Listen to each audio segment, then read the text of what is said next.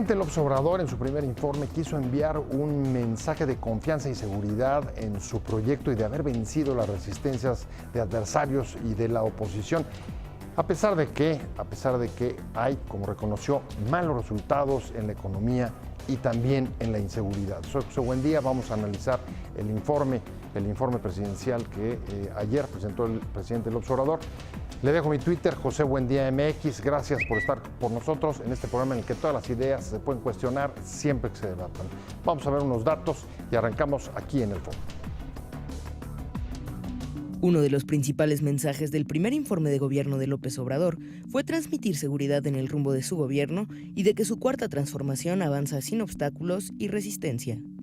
López Obrador habló desde Palacio Nacional antes de enviar su informe al Congreso en un acto austero y sin parafernalias, pero cargado de simbolismos que estila su gobierno como nombrarlo tercer informe al pueblo de México, de acuerdo con un calendario de su propia administración.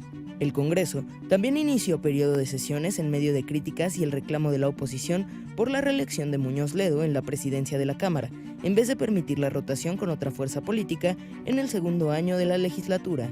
La oposición también exigió revisar las políticas públicas, respetar a las minorías y la división de poderes, y sobre todo, apegar su actuación a la legalidad. Algunas notas del informe. 1. El presidente López Obrador destacó que se han ahorrado 145,000 millones de pesos en las compras del gobierno y destacó que se ha reducido el robo de combustible en un 94%, lo que significará un ahorro de 50,000 millones de pesos en este 2019. 2. Los partidos de oposición en el Congreso reclamaron la falta de congruencia de Morena por avasallar a las minorías y los desaciertos del gobierno en solo 9 meses de gestión. La senadora del PRI, Beatriz Paredes, señaló que están empeñados en construir una democracia, no una dictadura. 3. Javier Azuara, el panista que perdió en la votación para ser presidente de la mesa directiva, señaló: este Congreso ha sucumbido a la autoimposición por encima de la ley, a una actitud que ha dado la espalda a los mínimos acuerdos de gobernabilidad al interior de esta asamblea. Arrancamos con opiniones encontradas. Muchas gracias por estar con nosotros. Vamos a analizar el informe presidencial. Ayer desde Palacio Nacional un mensaje político en el que tiende puentes con los empresarios, hace una crítica y una descalificación de la oposición y de sus adversarios, al mismo tiempo que reconoce deficiencias en economía y en seguridad. Muchas gracias por estar en Opiniones Encontradas, muchas gracias por haber venido también, por supuesto, a platicar con nosotros de este tema. Fernando Belauzarán, ¿cómo estás, Fer? Encantado de estar contigo, Pepe. Un placer de verdad tenerte aquí y como siempre Ramsés Pech, especialista en asuntos de energía, y es un tema clave para este gobierno que se ha propuesto el rescate de Pemex como uno de los ejes centrales de esta administración. Y comenzaría con eso, Ramsés. ¿Te quedó claro dentro del informe lo que dijo básicamente separó el deterioro de la producción de petróleo y para diciembre va a haber 50,000 barriles más? No, falta todavía ahí un dato muy preciso, que es que estamos haciendo lo mismo que en otros sexenios. Son proyectos de corto plazo, sexenales simplemente. No estamos llevando una producción de largo plazo y no estamos diciendo el cómo debe de llegar, y creo que la administración actual tiene esa oportunidad de hacer un plan de largo plazo. Continuamos haciendo lo mismo de sexenio tras sexenio. Oye, a ver, pero ¿cómo? O sea, esto no es el plan, no es el plan de negocios. No, para mí no es. No es de largo plazo, y es el rescate de Pemex del deterioro. Lo dijo también clarísimo, desde 2004 a hoy. No, pero el plan de negocio está hasta el 2024. El plan de desarrollo nacional está hasta el 2024. Y después de eso, ¿qué va a pasar? O sea, eso es la gran disyuntiva que hoy en día hay en México. No tenemos un plan de largo plazo en donde estén involucrados el Poder Legislativo, la administración, los privados que hoy lo están incorporando, y sobre todo la sociedad que tiene el conocimiento y la experiencia para poder determinar hacia dónde va el plan. Y lo que no me gusta es que siempre estamos hablando de hidrocarburos, siempre, pero no estamos hablando de generación de electricidad. Estamos hablando, básicamente, así es. No estamos hablando de infraestructura. Salvo para el tema de los gasoductos. O sea, pero para el asunto del litigio. Pero déjate eso, hay otra cosa que no estamos entendiendo en México. Ahorita hay una guerra comercial entre China y Estados Unidos por productos intercambiados entre ellos. Y nosotros no estamos entendiendo eso, que es una oportunidad de que podamos atraer la inversión extranjera hacia nuestro país, salvo lo que acaban de comentar que se va a abrir. ¿Y qué es lo que te digo? Que si tenemos la oportunidad, existe un mercado en México que necesita infraestructura, porque le dejamos todo a Pemex y le dejamos todo a la Comisión Federal de Electricidad. O sea, dices, ahí hay una omisión, o sea, ni una sola línea viste en el discurso sobre la oportunidad de México en el contexto de geopolítico del cambio internacional. No vi una venta del país, y lo voy a decir, a muchos no les va a gustar lo que digo, pero México, lo voy a llamar, México era SADCB, de capital variable. Hoy en México es de responsabilidad limitada. Ajá. Entonces, ¿qué es lo que tenemos que hacer? Vender a México, porque hoy hay la oportunidad de atraer la inversión, porque mucha gente habla mucho de las cuestiones políticas y todo, pero la realidad, la política no va a existir si no existe dinero y no existe infraestructura. ¿De qué te va a servir si no tienes un país que tiene desarrollo? ¿Y quién va a administrar lo que no hay?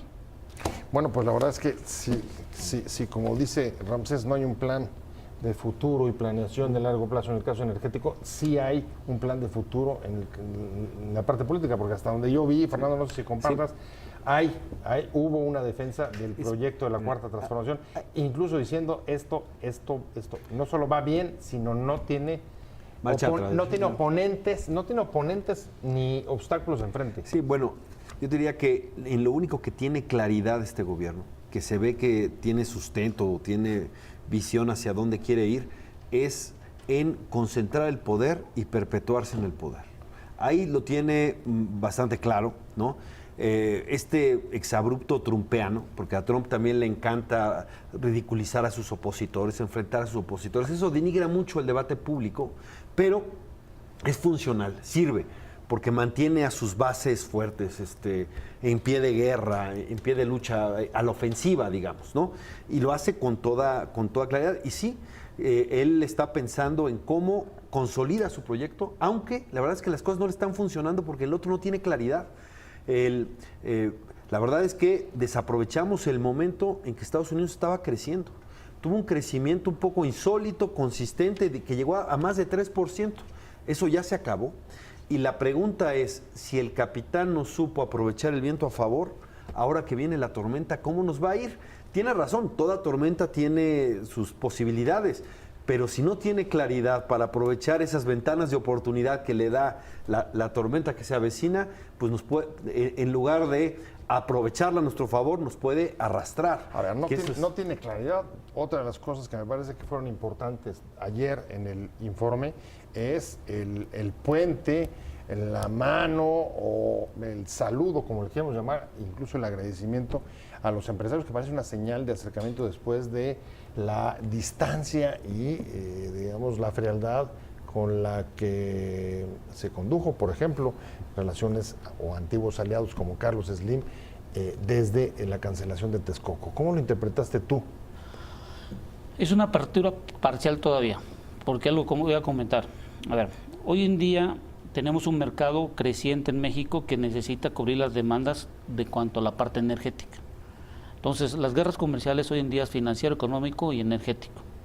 Lo que no me agradó mucho es en el sentido de que sí le estás diciendo a los privados que vengan a hacer las inversiones. Así, pero así lo interpretamos todos, incluso una reunión con NALE un par de días antes, después de lo del gasoducto. Pero lo que no me gustó es que seguimos diciendo que dependemos de las remesas de la gente que está fuera de nuestro país. Ajá. Es decir, indirectamente estamos apoyando la migración, porque estamos diciendo, todo individuo que se vaya fuera de nuestro país me ayuda a traer flujo de efectivo ante la falta de dinero que no está entrando en la ley de ingresos. Muy interesante. Entonces, eso es cuidado, porque estás diciendo que yo apoyo la migración, que estoy diciendo a Estados Unidos que por favor déjame entrar a la gente porque me están mandando dinero.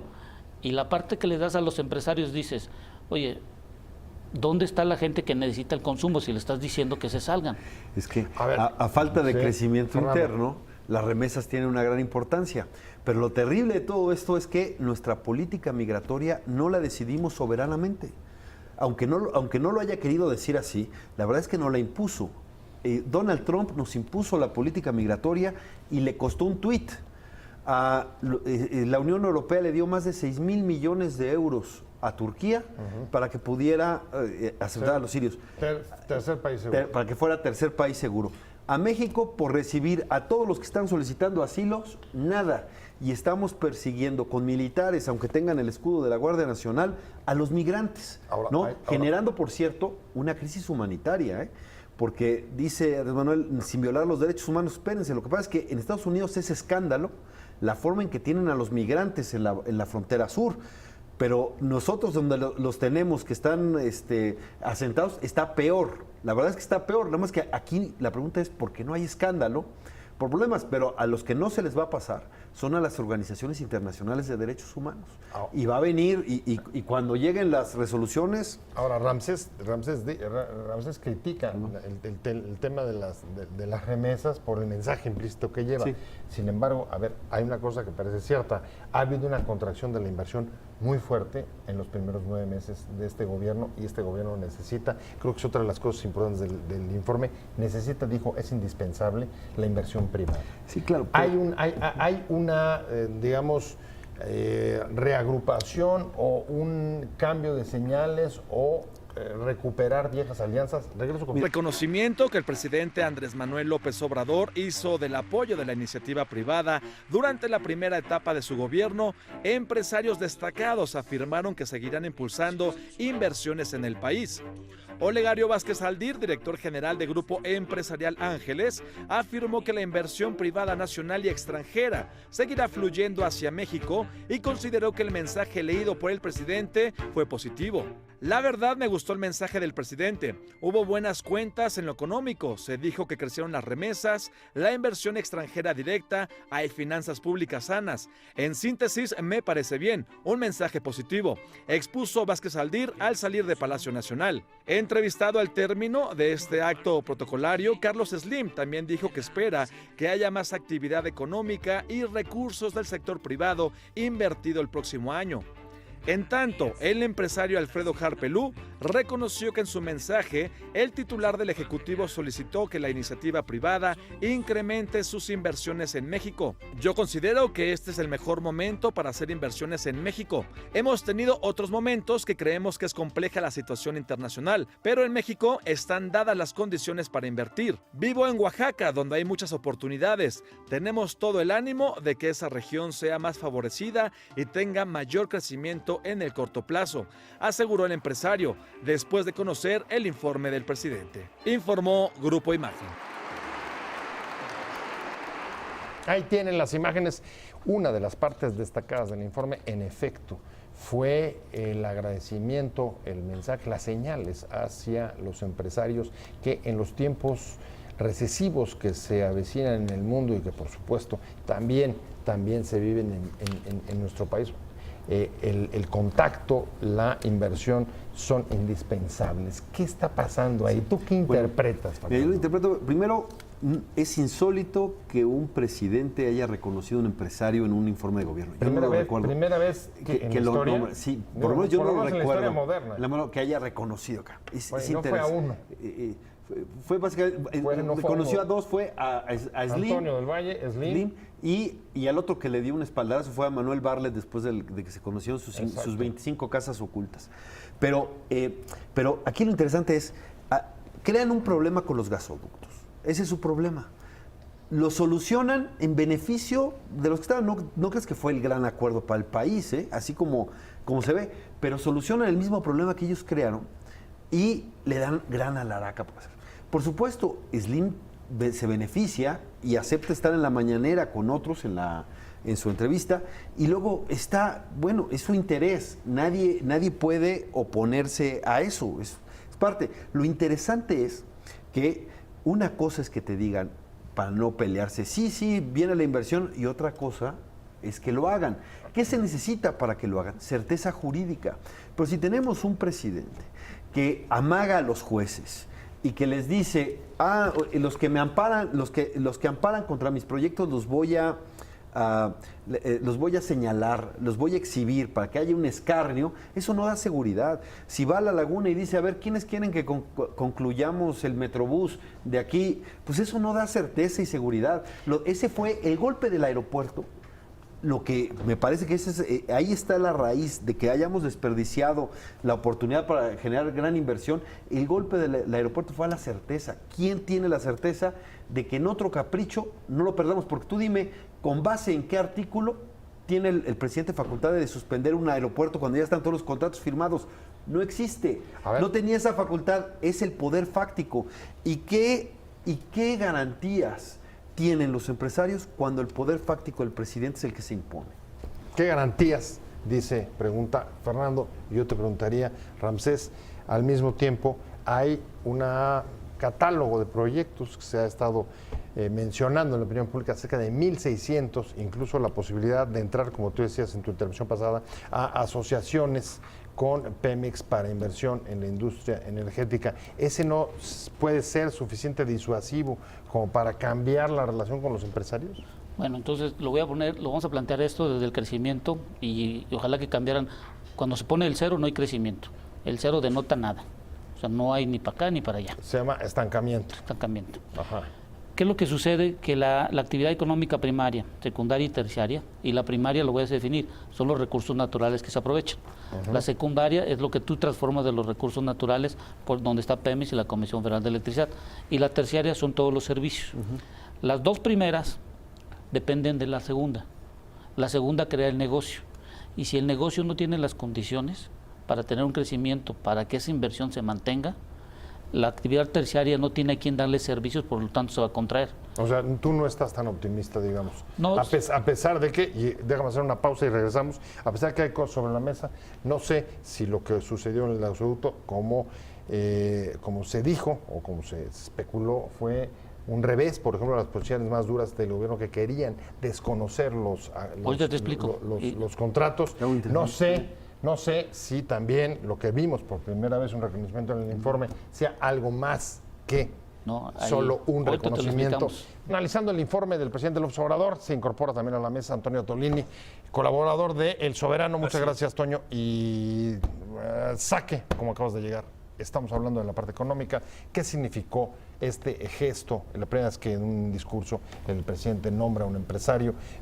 Después del acuerdo con el gasoducto, lo que vimos del reencuentro con Slim, parece que después del aeropuerto esto parece recuperarse esa alianza, y en general buenos comentarios de la mayor parte del empresariado, excepto de Gustavo de Hoyos, que tuvo un tuit muy duro. Muy malo. Muy duro. Sí, no, pero además es que creo que otra vez repetimos exactamente la misma realidad que he dicho desde incluso la campaña.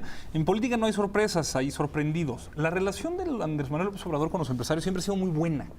Existe un esquema de colaboración que está marcado, patente, sabido y conocido desde que era jefe de gobierno, donde existen las colaboraciones. Texcoco no fue el buen trance. Ni incluso lo ríspido y complicado que llegó a ser la negociación, ya finiquitada hoy, por cierto, del aeropuerto de Texcoco, nunca llegó a haber una confrontación directa por parte de los empresarios nacionales que estaban involucrados en la inversión del aeropuerto. Hay declaraciones, después de haberse reunido, el propio Alfonso Romo llevaba al presidente López Obrador en el periodo de transición y salían, y las declaraciones de los empresarios son: la confianza está con el presidente y la inversión estará asegurada y respetada, porque, a diferencia de lo que escuchaba hace rato con Fernando Belaunzarán, que decía que no hay ningún justificante jurídico para ello, pues sí lo hay. Es el artículo 134 constitucional, en donde se establece el juicio de lesividad, en donde se establece la posibilidad de que el Estado revierta una decisión a favor de un particular en materia fiscal o administrativa. Sí. Esto sucede en términos jurídicos, esto sí se puede hacer. Claro, no existe una consulta reglamentada en los tiempos y las formas como se hizo, pero últimamente no es violatorio de ninguna disposición constitucional. Pero para aterrizar, o sea, tú no ves nada nuevo en la relación con los empresarios. Yo no veo las ansiedades y angustias que algunos quieren encajar con calzador. Hay otras realidades. Si se dejaran de concentrar en la lona de si dice tercer informe de gobierno o si los zapatos del presidente estuvieran no boleados, estarías concentrado sobre todo. Bueno, uno de esos elementos es el 0%. Podría ser ese. Si me permites, abordo el tema. Pech, tú traes otra opinión. A ver, ¿qué está pasando con los empresarios? A ver, los empresarios, ¿qué es lo que tienen ahorita? Falta una certidumbre para que tú puedas tener una inversión de largo plazo. Y luego yo estoy hablando de parte energética. La parte energética no es de 1, 2 años, 3 años. Son 5 años los periodos. Entonces, lo que estaban platicando de los ductos, a ver, los ductos, mucha gente está diciendo que ganó la CFE, que ganó los privados, nadie ganó. Lo que se hizo es... Tablas. No, el único que ganó fue el mercado. Y ganamos una nueva infraestructura que no teníamos. En México tenemos nada más 18,000 kilómetros de ductos. Nos faltan alrededor de 30,000 kilómetros más de ductos. No tenemos gas natural porque no se están haciendo las inversiones respectivas para extraer el gas que tenemos. Hay una clara oposición de la parte no convencional y lo que llaman la fractura hidráulica, y yo se los digo como ingeniero que he estado muchos años en el campo trabajando, ya hay una forma de cómo minimizar los riesgos ambientales. ¿Quién ganó en los ductos? A ver, la Comisión Federal de Electricidad hoy pasa a ser parte del negocio, porque el 37% se lo puede rentar a la industria. Ajá. Ojo, la negociación estuvo en la parte de la tarifa entre CFE y los privados. Quiere decir que si cuesta, no sabemos cuánto fue la tarifa, $1, en el mercado la tarifa está regulada por la CRE y está por arriba. Entonces vas a tener una ganancia, una utilidad, que eso ya lo dijo Carlos Slim, que va a ser compartida con la CFE. Lo importante de todo esto, que hubo una transformación, y eso sí me gustó, es que había una tarifa ligada a la inversión. Es decir, cuánto costaba el ducto era el tiempo de que se tenía. Pero cuando vas tú al banco, te dicen los banqueros o los financieros, ¿cuánto es el ingreso constante y sonante? Y no había un constante y sonante. Y estaba parado. Exactamente. ¿Cuál fue la modificación del ducto? Es que salieron 2 tarifas. La tarifa primera que salió fue la ampliación en tiempo, que pasa de 25 a 35 años. Y lo que hace es que amortizas en un mayor tiempo, en una tarifa constante, y vas a un banco y ahora sí te pueden prestar con una baja tasa de interés, y tienes un flujo constante de dinero. La otra tarifa que se amplió, que fue el ejemplo que dio Carlos Slim, del ducto de 472 millones de pies cúbicos, amplían la capacidad, pero es el mismo tiempo. Al ampliar la capacidad, pagas y tienes una tarifa plana, como todos están comentando. ¿Qué es lo que falta, Antolín? Y eso yo lo quiero ver desde un punto de vista técnico, y la política se los dejo a ustedes porque son los buenos. Falta un plan en nuestro país. Y te lo digo así, antes, ahora y en el futuro de lo que está hoy en día, no hay un plan de largo plazo en nuestro país. Déjame retomarte lo que está, lo que Sí, pone sobre la mesa Ramsés Fer es, a ver, la falta de planeación es de los sexenios anteriores y en este no es distinto. ¿Es lo que estás diciendo? No, claro, y volviendo a Carlos Slim, y por cierto el aeropuerto, se hizo público, nunca fue negado, el manuscrito que le mandó Carlos Slim a Andrés Manuel López Obrador, diciéndole, yo asumo lo que falta para acabar el aeropuerto en Texcoco. Es decir, ya no nos iba a costar. Ahora, después de que se cancela, sin facultades el presidente, eso es una buena discusión, pero no tiene facultades el presidente para cancelar una obra ya acordada y con contratos. Tan es así que tiene que ofrecer, y tampoco tiene la facultad de decirles a unos, y yo los voy a compensar con otros contratos en otros lados. Eso se llama corrupción, por cierto, porque no existe, tiene que haber licitación para determinar contratos en otras obras. Pero bueno, lo que pasa es que pagamos, o primero, no nos iba a costar ya concluir el aeropuerto. Eso ya no. Ahora tenemos que pagar por no construir. Entonces tuvimos que pagar a los que ya habían invertido, tuvimos que pagarle a los bonistas y se desperdició toda la infraestructura ya establecida ahí. ¿Para qué? Para construir un aeropuerto que quizás no tenga viabilidad porque hay una discusión técnica si es posible. Y además es impráctico tener 3 aeropuertos en lugares lejanos para ir de Venustiano Carranza a Toluca o de Toluca a Santa Lucía, etcétera, y además tienen el problema de que los pueblos originarios que están ahí no han sido consultados y tienen la obligación de consultarlos por el artículo 169 de la OIT. La verdad es que es un absurdo esférico. Eso es lo que vieron. Para Andrés Manuel era más importante el mensaje político. A ver, ¿pero qué cambió su punto de vista? El punto era, los empresarios son pragmáticos, no se van a pelear. Porque dijeron, hay 1,600 obras más. Pero imagínate, el principal empleador en México, el que da más contratos es el gobierno. Entonces, ¿qué empresario que se dedica a la infraestructura se va a pelear con el gobierno que ejerce con el presidente que ejerce sus facultades fácticas? No tanto legales, sino fácticas. Nadie se pelea con él públicamente. Pero ¿en dónde está el punto? ¿Quién invierte? Si realmente hubiera certeza y todo estaría bien, no sería solo por el discurso que dijeran, aquí no hay problema, todo está bien, es dinero. Y Quien ha dicho más bien, me parece, lo que dicen los empresarios más en corto y ha tenido ese valor es Gustavo de Hoyos, que tiene el espíritu de Manuel J. Cloutier, que como dirigente, me parece que sí, como dirigente, sí, fue un contrapeso al hiperpresidencialismo autoritario del siglo pasado. Y ahora que regresa el hiperpresidencialismo autoritario, claro que es importante que haya un sector privado. A Gustavo de Hoyos no lo pelan valiente. ni en la Coparmex de Baja California, porque los empresarios del capítulo local de Baja California, más allá de que está bien o está mal, porque puede haber opiniones encontradas, ya salieron a reconocer que el juego político que está presentando el gobernador electo Bonilla para la consulta de su ampliación de mandato, más allá de si está bien o está mal, últimamente el que está en contra se llama Gustavo de Hoyos y ni su capítulo y ni su ¿Estás a favor de lo de Bonilla? Más allá de eso, ¿Estás a favor de lo de Bonilla? estoy hablando de la poca legitimidad que tiene Gustavo de Hoyos, porque ni su capítulo local en Baja California le sigue el juego. Entonces Gustavo de Hoyos es un tipo que debería presentarse a una elección, debería presentarse Gustavo de Hoyos a una elección y dejar de jugarle al juego del empresario desde la pureza. ¿Qué es lo que estás tratando de decir? ¿Que suplanta la oposición? Gustavo de Hoyos es un tipo frustrado porque no puede ganar Gustavo de Hoyos es un tipo frustrado porque no puede ganar una elección ni en la casilla de su colonia y ahorita quiere jugarle al opositor. Una persona que no tiene ni siquiera resonancia en el capítulo local de la Coparmex de Baja California. Punto y aparte. Lo que está diciendo Fer. Cualquier crítico que asome la cabeza es ninguneado. Sí. Ese es el estilo presidencial. Hagan una y lo mejor reproducen crítica. todos. No, bueno, Hagan una mejor está bien. crítica. No. A ver. Es el estilo que tiene. Bienvenidos a la política. Espérame, No. Se descarta primero a Gustavo Hoyos porque no es ningún tipo de Dalí. Y Manuel J. Cloutier, manténganmelo tranquilo en su tumba porque es un hombre patriota que defendió a este país frente a los embates institucionales de un autoritarismo que hoy no existe. No. Está loco. O sea, es una locura. Bueno, entonces vamos a No, poner bueno, este el contexto. demócrata López Obrador. Así es. Vienes, hay una apunte de pecho. Vamos a poner contexto. Yo veo todos estos debates que me gustan, entre ustedes, los que saben de política, pero ya no tenemos tiempo en nuestro país. Se los voy a decir por qué.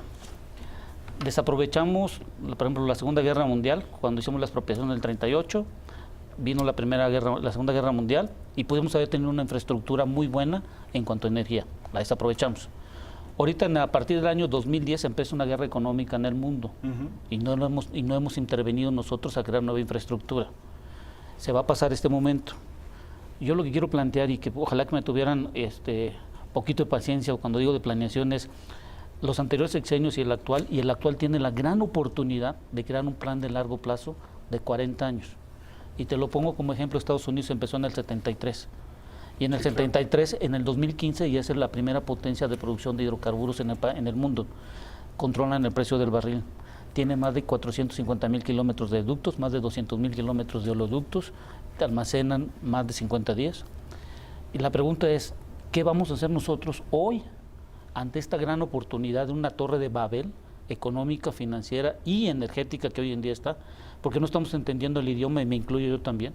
Porque hoy en día podemos hablar mucho de política, podemos hablar muchas cosas que podemos decir, están las leyes, están las normas y somos un país soberano y todo lo que queramos, pero lo importante es, yo me quiero jubilar bien y quiero estar tranquilo. Bueno, en materia de reforma energética ya trascendió una declaración que no la dice nada más y nada menos que otra persona que el jefe de la oficina, Alfonso Roma, que dice citar al presidente, a quien le creo, que hay una rectificación en su política energética. Así es. Rectificación a mayor participación de los privados en la industria Dos Bocas energética. sigue y los proyectos de infraestructura alrededor ahí están. Déjame, están pidiendo un análisis del pasado informe, el de ayer, que dio el presidente López Obrador allí en Palacio Nacional, Fernando Belanzarán. El mensaje político fue duro al final, descalificación de los adversarios, no han logrado reagruparse. La descalificación. Están moralmente destruidos. Moralmente Derrotados.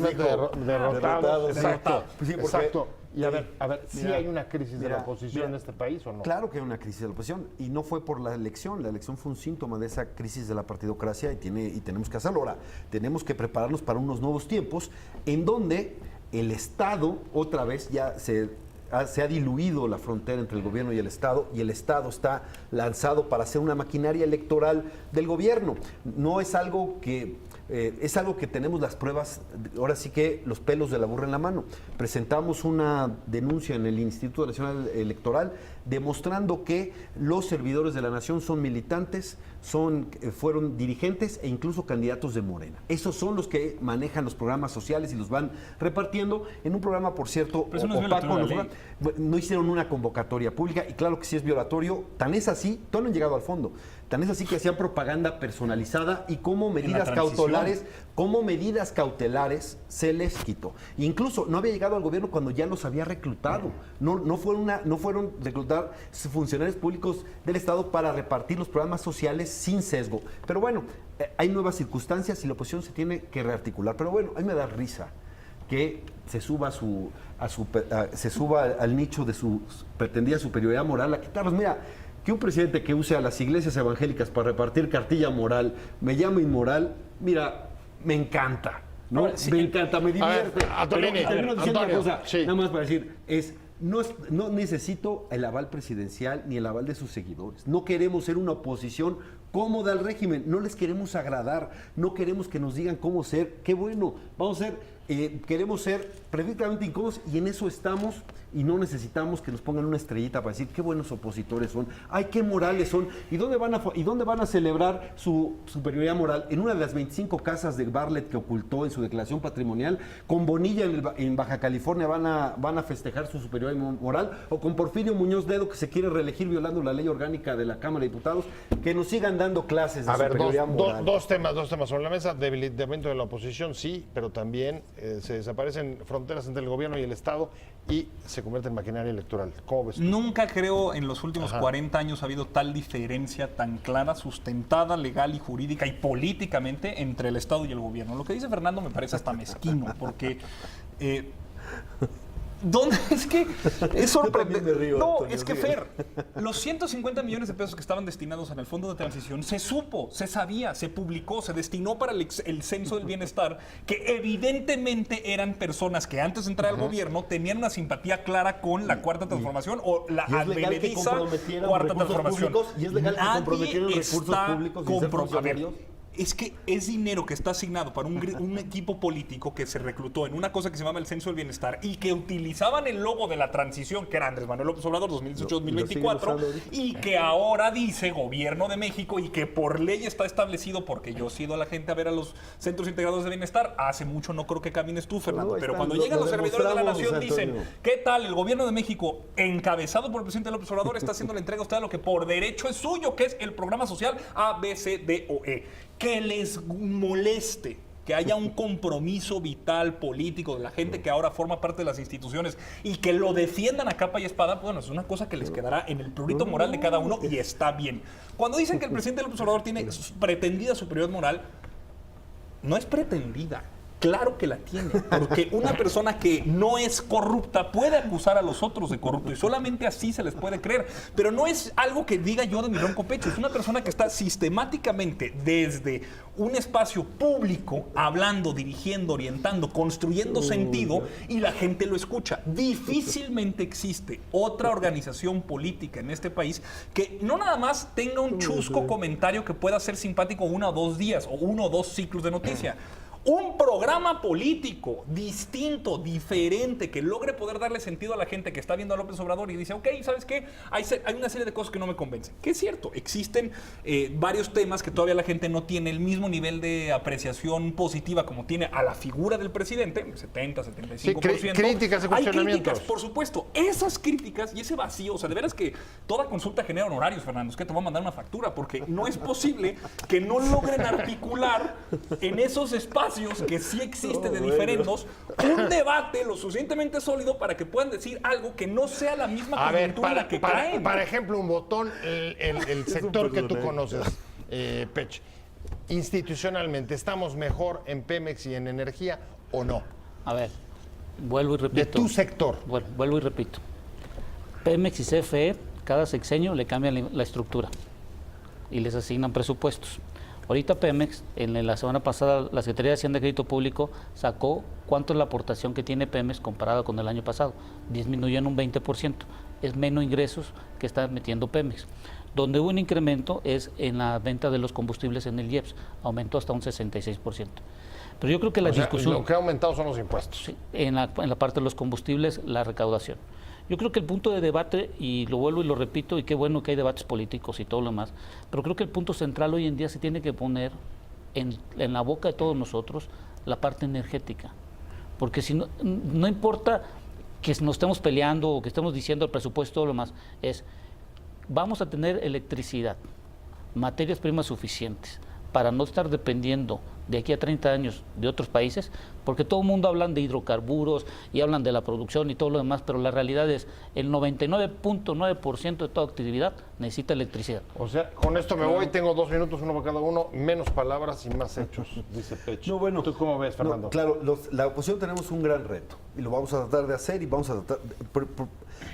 solo la oposición junta es contrapeso y falta una fuerza política con credibilidad para articularlo y ser un factor de unidad. Ese es el reto que tenemos. Vamos a hacerlo y vaya que se necesita, porque el poder corrompe y el poder absoluto corrompe absolutamente, como lo estamos viendo. A ver, Fernando dice, la oposición, sí, como dice el presidente, está debilitada, derrotada moralmente, no para siempre. Se pueden reagrupar en un frente común hacia 221 jóvenes. Pues sí, quizá, ojalá, de veras que lo que más le deseo a este país es que podamos tener un adversario digno, justo, a la altura de las circunstancias, que pueda tener una idea articulada de proyecto de país que confronte a la idea de un presidente que está reconciliando los últimos 40 años de las luchas populares marginadas de hombres y mujeres que dieron su vida y que hoy está en el púlpito presidencial ejecutando política pública para lograr que eso sea una realidad. Los zapatistas tienen otros datos, ¿eh? Bueno, los zapatistas zapatistas podrán tener los datos que quieran y sí. somos demócratas y qué bueno, pero son gente que está marginada. Sí. En el centro hoy está la gente, adultos mayores, jóvenes, mujeres, todos los programas sociales que durante mucho tiempo los neoliberales reclamaron Las como mujeres están gasto. las mujeres están muy enojadas porque el feminicidio crece. Bueno, Ya me voy, caballeros, ya me es voy, difícil recuperarse en un país tan tarjeta difícil. roja y me voy. Adiós, Ramsés Pecho, Gracias. gracias por haber venido. Pues que le eche ganas en la reconciliación. Muchas gracias. Que le- Muchas gracias a los tres por haber venido, pero sobre todo muchas gracias a usted, que le vaya muy bien.